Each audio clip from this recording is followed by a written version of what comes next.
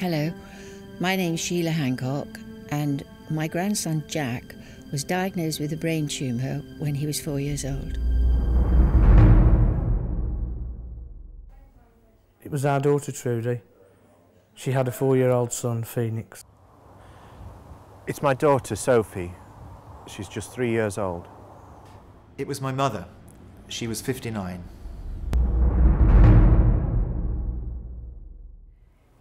It was my niece Ali. She was just 7 years old. It's my son, Carl. It was our 7-year-old son, Tyler.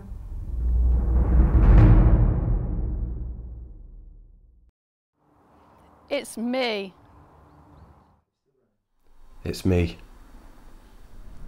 And it's our role to fund the fight, to improve outcomes for patients, and ultimately to find a cure for brain tumours. Oh, I was absolutely appalled. I mean, I really was so frightened. I think probably more upset than I've ever been in my whole life, because you have this awful helpless feeling because you're not the one in control. My daughter was the one in control. And I was watching the desperation of not only my daughter, but my grandson being so desperately ill. The diagnosis of a brain tumour is one of the most dramatic things that anybody can be confronted with. Depending upon the type of brain tumour, the outcome can be very different. But one thing which all patients will experience is the feeling of being scared, of being alone, and being concerned about what's going to happen to them downstream. They've heard about the poor prognosis with many brain tumours, and they're scared about the type of treatment they may have to undergo. It was like being hit by a train or running into a wall. And I understand when they say a seizure, because your body just stops, like you're running into a wall. And I remember thinking, I'm going to die. This is it. I don't want to go like this. I collapsed, had a fit, and then the next thing I know, I was told I had a brain tumour. How old were you? I was 38. Were you married? Yes. Did you have children? 2 children. One saw it all happen and was told to run out and get help in the road, and was found in the road crying. So it has dramatically affected her. She's frightened that she will find me collapsed again or that I will die. And we were desolate, I mean really desolate, that we might be going to lose this little lad. I can't put it into words how I felt. It was just, I was just numb. I just thought I was losing him. And when you were told that there was a tumour, what was your reaction to that? I actually stood up and went to walk out the room because I just wanted to vomit.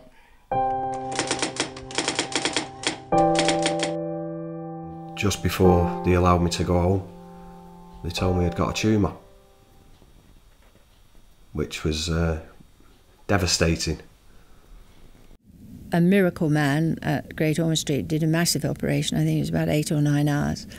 And they had warned us beforehand that he could die or he could be impaired in some way after the operation. They didn't know quite what to expect. I've got a 30% chance of it coming back. I'm hopeful that it won't, but if it does, then I would just like to raise awareness. I think on a scale of 1 to 100, mine's 100.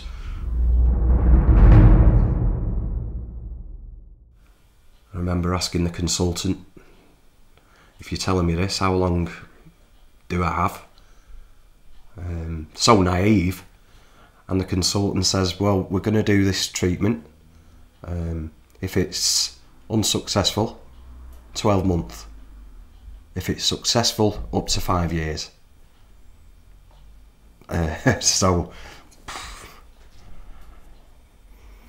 my thoughts were all over the place and couldn't come to terms with that. Took me a long time to come to terms with that.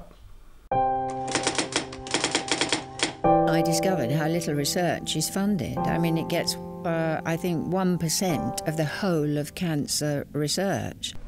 If you're under 40, you're more likely to die of a brain tumour than any other form of cancer. The research is lacking. quite honestly. And there needs to be, I mean, when I got breast cancer, the prognosis was absolutely dreadful. Now it's hugely improved because of pressure groups and ordinary people, mainly women obviously, saying we've got to do something about this, and raising money and raising consciousness. And I think that's what we have to do about brain tumour. Not a lot of people understand how many people do suffer. Now in our little pub, there's 3 people.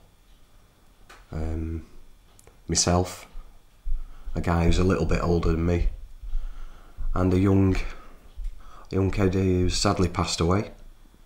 And he was 10 years old, was he? Yeah. In order to increase the 5-year survival times with patients with either primary or secondary brain tumour, we need to invest heavily in our research effort. Without such an investment, there'll be little chance of increasing either the quality of life of patients or indeed the quantity of life of patients. The only way we're going to improve outcomes for patients is more research, and it's our mission to establish 7 dedicated brain tumour centres, each funded to the tune of £1 million annually. We need more funding and more research, or else the prognosis for my daughter's generation will be the same as myself and my mother's. We need more support. We can't do it on our own. Please, if you possibly can, do contribute something towards the research into brain tumours. Please help us fund the fight. Please.